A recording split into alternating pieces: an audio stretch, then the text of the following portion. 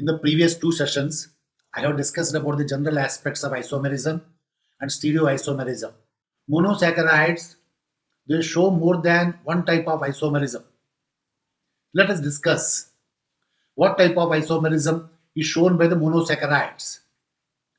The objectives of this session are, at the end of the session, the learner shall be able to enlist various types of isomerism shown by monosaccharides, shall be able to describe ketose-aldose isomerism, DL isomerism, and optical isomerism. Okay. Now, let us see types of isomerism present in monosaccharides. The types of isomerism present in monosaccharides. The first one is, we say ketose, aldose, isomerism. Ketose, aldose, isomerism. The second one is D and L isomerism. Okay. The second one is D and L isomerism. The third one is optical isomerism. Optical isomerism. Okay. The fourth one is epimerism. It is called epimerism. Okay. Then the last one is anomerism. Anomerism. Okay. So this is the 5 types of isomerism we will find in the monosaccharides. So in this session, we will discuss about ketose-aldose isomerism, DL isomerism, optical isomerism. In the next session, we will take up the epimerism and anomerism. Okay. Now, the first one is ketose-aldose isomerism. What is this isomerism? Ketose and aldose. So isomerism. What is it? Let me show so giving the structures. Okay, let us see here. An aldose and a ketose. Okay, then this is the primary alcohol group. Okay, then a ketose, now I am writing with 3 carbons. Okay, then this is the ketose. Let us see. Okay, so this is aldose and then ketose, having the same molecular formula, and the isomers are due to the presence of this functional group, either aldehyde group or keto group. The example is glyceraldehyde. The example is the glyceraldehyde. It is glyceraldehyde. It is aldose. And this is dihydroxyacetone. Dihydroxyacetone. Okay, this is what we call ketose-aldose isomerism. Okay, so same thing also can be seen in glucose.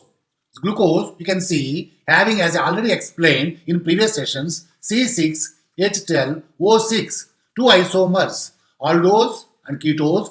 This is glucose and it is fructose. Okay, this is called the aldose-ketose isomerism. Okay, the next one, we'll talk about D and L isomerism. D and L isomerism.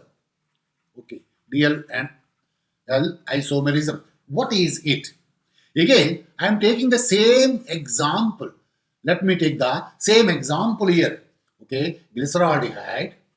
Okay, glyceraldehyde. I am taking only glyceraldehyde as an example to show D and L isomerism. Okay, then this is the second carbon. Okay, this is the third carbon. I will write glyceraldehyde in another way.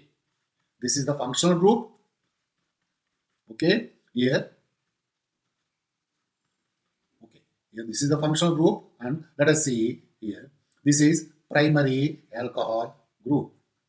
Primary alcohol group. So let us see, very simple. Just concentrate on this carbon. Concentrate on this carbon. Okay, concentrate on this carbon. This is what we call primary alcohol group. So here also it is called primary alcohol group. primary alcohol group. So the carbon, the configuration around the carbon which is adjacent to the primary alcohol group.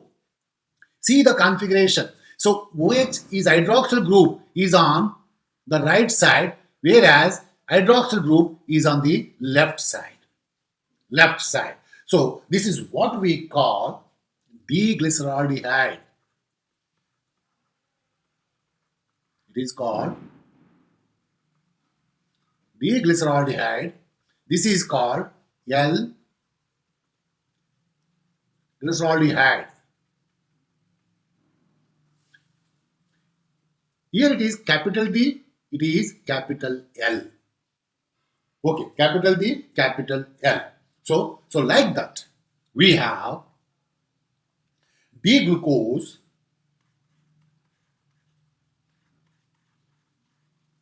and L-glucose. Here again, D-fructose and L-fructose. L-fructose. Okay.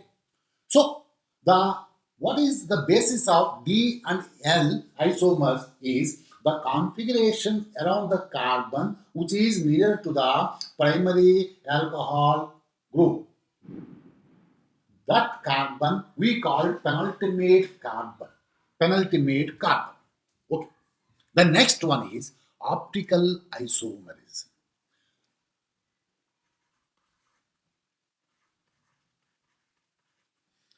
Optical isomerism.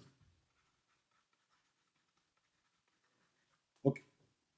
I have explained in detail which molecule will show the optical isomerism. There must be a presence of asymmetric carbon. There shall be a presence of asymmetric carbon. The asymmetric carbon shall be present having 4 different groups. Okay, 4 different groups. Such carbon we call it asymmetric carbon.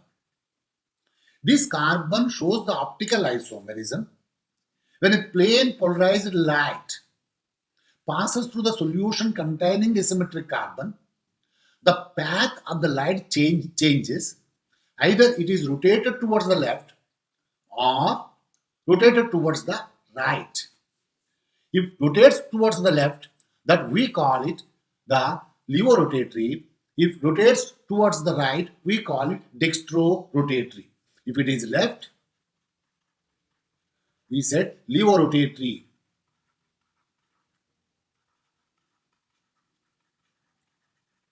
If it is right, then we said dextrorotatory.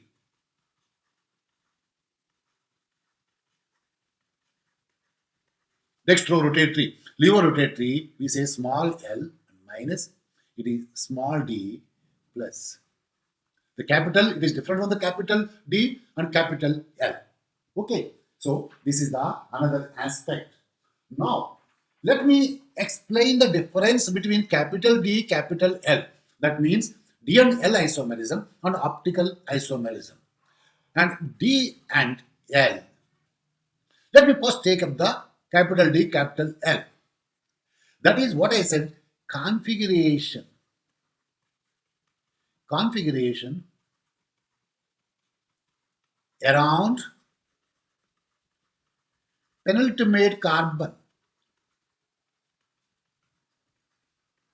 Penultimate carbon. So that is the carbon which is nearer to the primary alcohol group. The configuration, suppose in case of glyceraldehyde, D and L glyceraldehyde, if it is toward hydroxyl group is towards the right, then it is called D, and if it is L, the hydroxyl group is towards the left, the position of the hydroxyl group. Whereas when you talk about the small d, small l, when you talk about the small d, small l, so this is how this optically active molecule molecule behaves in a solution. In a solution. Okay. When when exposed to exposed to plain polarized light, plain polarized light. Okay. This is small d, small l. Okay. So if it is towards the left, that is levorotatory. If towards the right, that is dextrorotatory. One thing you must be very clear. Suppose if it is a D-glyceraldehyde,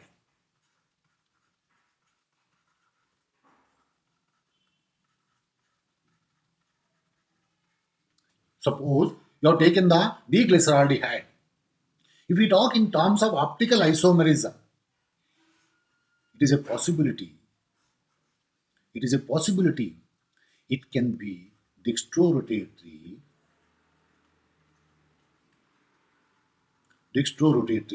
or levorotatory. It can be dextrorotatory or levorotatory. D-glycerol, like also L-glyceraldehyde. Like also L-glyceraldehyde. Finally, I would like to explain one term, that is what we call enantiomers.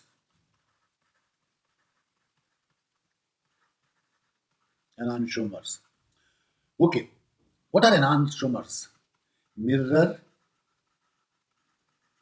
images of each other.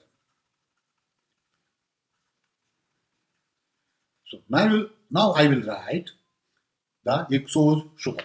Okay, now I will write Ixose sugar quickly. Okay, so let us see here.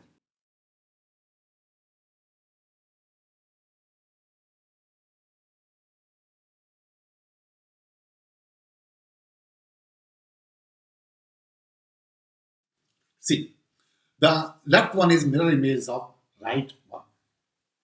This is what we call enantiomers.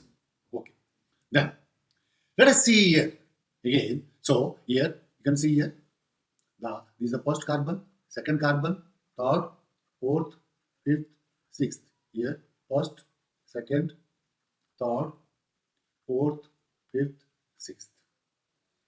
Okay, so these are what we call enantiomers, mirror images of each other.